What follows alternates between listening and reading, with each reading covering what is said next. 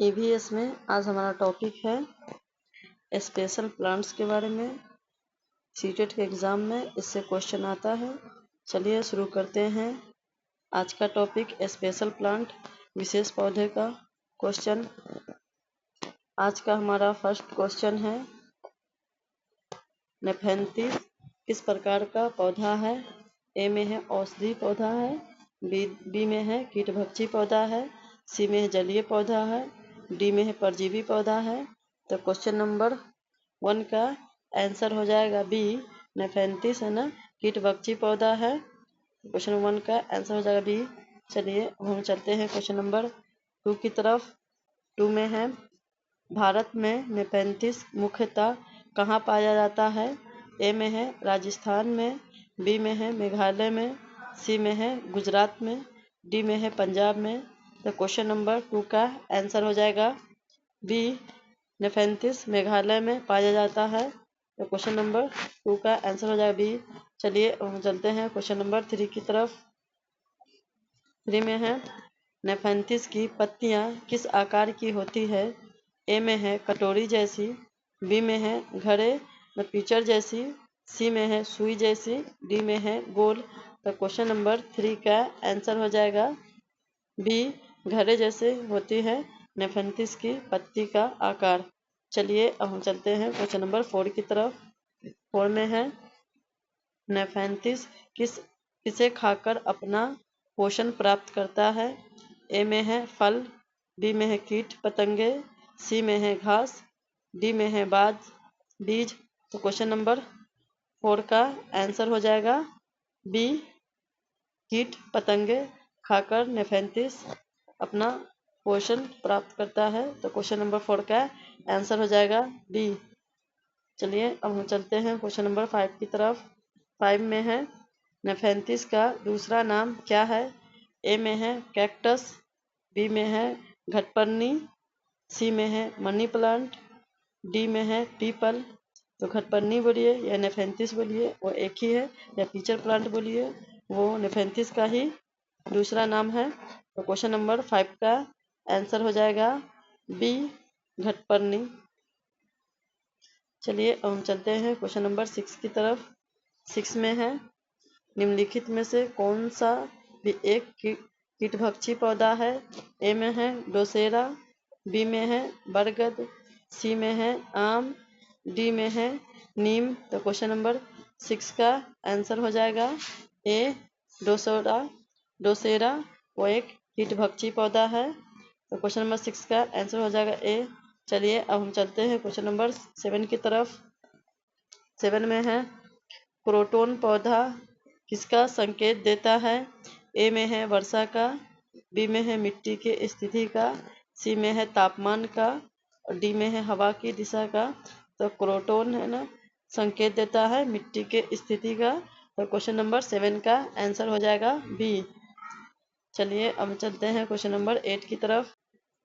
8 में है, क्रोटोन की जड़ें कैसी होती है?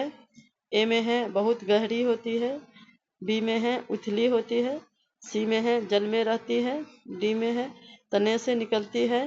तो क्वेश्चन नंबर 8 का आंसर हो जाएगा बी, क्रोटोन की जड़ें उथली होती है। तो क्वेश्चन नंबर 8 का आंसर बी हो जाएगा। चलिए अब हम चलते हैं क्वेश्चन नंबर 9 की तरफ। 9 में है, मिट्टी सूखने पर क्रोटोन की पत्तियां क्या करती है? ए में है हरी हो जाती है, बी में है सूखकर गिरने लगती है, सी में है फूल बन जाती है, डी में है बड़ी हो जाती है। यह क्या पूछा है? मिट्टी सूखकर क्रोटोन की पत्तियां सूखकर गिरने लगती है। तो क्वेश्चन नंबर 9 का आंसर हो जाएगा बी, सूखकर गिरने लगती है क्रोटोन की पत्तियां। तो 9 का आंसर हो जाएगा बी। चलिए अब हम चलते हैं क्वेश्चन नंबर 10 की तरफ। 10 में है, डेजर्ट ओक कहाँ पाया जाता है? क्या पूछा? डेजर्ट ओक कहाँ पाया जाता है? ए में है भारत में, बी में है ऑस्ट्रेलिया में, सी में है नेपाल में, डी में है चीन में। तो क्वेश्चन नंबर 10 का आंसर हो जाएगा बी, डेजर्ट ओक ऑस्ट्रेलिया में पाया जाता है। तो क्वेश्चन नंबर 10 का आंसर होगा बी, ऑस्ट्रेलिया। चलिए हम चलते हैं क्वेश्चन नंबर 11 की तरफ। 11 में है, डेजर्ट ओक की ऊंचाई लगभग कितनी होती है? ए में है 5 से 6 फीट, बी में है 11 से 12 फीट, सी में है 20 फीट, डी में है 30 फीट। तो डेजर्ट ओक की ऊंचाई पूछा गया है। तो डेजर्ट ओक की ऊंचाई होता है 11 से 12 फीट। तो क्वेश्चन नंबर 11 का आंसर हो जाएगा बी, 11 से 12 फीट। चलिए अब हम चलते हैं क्वेश्चन नंबर 12 की तरफ। 12 में है डेजर्ट ओक की जड़ें लगभग कितनी गहराई तक जाती है। ए में है 20 से 30 फीट, बी में है 100 फीट, सी में है 250 से 300 फीट, डी में है 500 फीट। तो क्या पूछा है, डेजर्ट ओक की जड़ें के बारे में पूछा है। तो डेजर्ट ओक की जड़ें कितनी गहराई तक जाती है। तो डेजर्ट ओक की जड़ें वो 250 से 300 फीट तक गहराई तक जाती है। तो क्वेश्चन नंबर 12 का आंसर हो जाएगा सी, 250 से 300 फीट तक। चलिए अब चलते हैं क्वेश्चन नंबर 13 की तरफ। 13 में है डेजर्ट ओक पानी कहाँ संग्रहित करता है। ए में है जड़ों में, बी में है पत्तियों में, सी में है तने में, डी में है फूलों में। क्या पूछा गया है, डेजर्ट ओक पानी कहाँ संग्रहित करता है। तो करता है तने में। तो क्वेश्चन नंबर 13 का आंसर हो जाएगा सी, तने में पानी संग्रहित करता है डेजर्ट ओक। चलिए अब चलते हैं क्वेश्चन नंबर 14 की तरफ। 14 में है पानी की कमी होने पर डेजर्ट ओक से पानी कैसे निकाला जाता है। ए में है जड़ काटकर, बी में है तने में पतली पाइप डालकर, सी में है पत्तियां तोड़कर, डी में है शाखा काटकर। तो क्या पूछा है, पानी की कमी होने पर डेजर्ट ओक से पानी निकाला जाता है तने में पतली पाइप डालकर। तो क्वेश्चन नंबर 14 का आंसर हो जाएगा बी। चलिए अब हम चलते हैं क्वेश्चन नंबर 15 की तरफ। 15 में है बरगद के पेड़ की जड़ें कहाँ से निकलती है। ए में है पत्तियों से, बी में है शाखाओं से, सी में है फूलों से, डी में है फल से। तो बरगद के पेड़ की जड़ें निकलती है शाखाओं से। तो क्वेश्चन नंबर 15 का आंसर हो जाएगा बी, शाखाओं से निकलती है बरगद के पेड़ की जड़ें। चलिए अब हम चलते हैं क्वेश्चन नंबर 16 की तरफ। 16 में है बरगद की लटकती जड़ों को क्या कहा जाता है। ए में है श्रोषण मूल, बी में है सहायक प्रोप जड़ें और सी में है रेशेदार जड़ें, डी में है कंदमूल। तो क्वेश्चन नंबर 16 का आंसर हो जाएगा बरगद की लटकती जड़ें को कहा जाता है सहायक मतलब प्रोप जड़ें। तो क्वेश्चन नंबर 16 का आंसर हो जाएगा बी, सहायक जड़ें। चलिए अब हम चलते हैं क्वेश्चन नंबर 17 की तरफ। 17 में है नेफेंथिस कीटों को आकर्षित करने के लिए क्या छोड़ती है। ए में है धुआं, बी में है सुगंध, सी में है रंग, डी में है पानी। तो क्वेश्चन नंबर 17 का आंसर हो जाएगा बी, नेफेंथिस कीटों को आकर्षित करने के लिए सुगंध छोड़ती है। तो क्वेश्चन नंबर 17 का आंसर हो जाएगा बी। चलिए हम चलते हैं क्वेश्चन नंबर 18 की तरफ। 18 में है निम्नलिखित में से कौन सा पौधा मिट्टी में नमी की कमी का संकेत देता है। ए में है बरगद, बी में है क्रोटोन, सी में है डेजर्ट ओक और डी में है पीपल। तो क्वेश्चन नंबर 18 का आंसर हो जाएगा क्रोटोन। क्रोटोन पौधा मिट्टी की नमी का संकेत देती है। तो क्वेश्चन नंबर 18 का आंसर हो जाएगा बी। चलिए अब हम चलते हैं क्वेश्चन नंबर 19 की तरफ। 19 में है निम्नलिखित में से कौन सा पौधा अपने तने में पानी जमा करता है। ए में है नेफेंथिस, तो नहीं, नेफेंथिस तो नहीं करता है। बी में है बरगद भी नहीं। सी में है डेजर्ट ओक और डी में है क्रोटोन। तो क्वेश्चन नंबर 19 का आंसर हो जाएगा सी, डेजर्ट ओक अपने तने में पानी जमा करता है। तो क्वेश्चन 19 का आंसर हो जाएगा सी। चलिए हम चलते हैं क्वेश्चन नंबर 20 की तरफ। 20 में है नेफेंथिस मुख्यतः किस प्रकार के स्थानों में पाया जाता है। ए में है शुष्क क्षेत्र में, बी में आर्द्र क्षेत्र में, सी में है हिमालय में, डी में है मरुस्थल में तो क्वेश्चन नंबर 20 में है नेफेंथिस मुख्यतः किस प्रकार के स्थानों में पाया जाता है? तो पाया जाता है आर्द्र क्षेत्र में। तो क्वेश्चन नंबर 20 का आंसर हो जाएगा बी। आर्द्र क्षेत्र में पाया जाता है, शुष्क क्षेत्र में भी नहीं, हिमालय क्षेत्र में नहीं पाया जाता है, मरुस्थल क्षेत्र में नहीं। तो क्वेश्चन नंबर 20 का आंसर हो जाएगा बी। चलिए हम चलते हैं क्वेश्चन नंबर 21 की तरफ। 21 में है डोसेरा किस प्रकार का पौधा है? ए में है परजीवी है। डोसेरा बोलिए, नेफेंथिस बोलिए, ये सब एक ही पौधा का नाम है।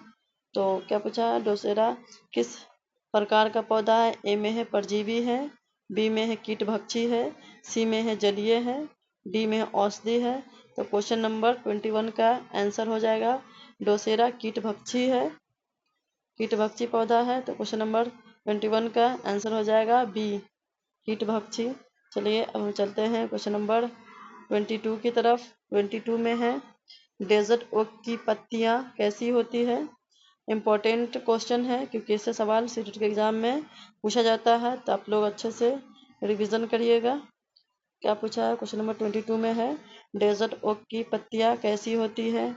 ए में है बड़ी होती है, बी में है बहुत छोटी होती है, सी में है कांटेदार होती है, डी में है गोल होती है। तो क्वेश्चन नंबर 22 का आंसर हो जाएगा बी, डेजर्ट ओक की पत्तियां बहुत छोटी होती है। तो क्वेश्चन नंबर 22 का आंसर हो जाएगा बी। चलिए अब हम चलते हैं क्वेश्चन नंबर 23 की तरफ। 23 में है क्रोटन पौधा किस विषय के अध्ययन में उदाहरण के रूप में पढ़ाया जाता है? ए में है पौधे के संकेत में, बी में है पशु व्यवहार में, सी में है जल प्रदूषण में, और डी में है ऊर्जा में। क्या पूछा है? क्रोटन का पौधा किस विषय के अध्ययन में उदाहरण के रूप में पढ़ाया जाता है? वो पढ़ाया जाता है पौधे के संकेत के बारे में। तो क्वेश्चन नंबर 23 का आंसर हो जाएगा ए, पौधों के संकेत के बारे में। चलिए अब हम चलते हैं क्वेश्चन नंबर 24 की तरफ। 24 में है नेफेंथिस किस राज्य का प्रसिद्ध कीटभक्षी पौधा है?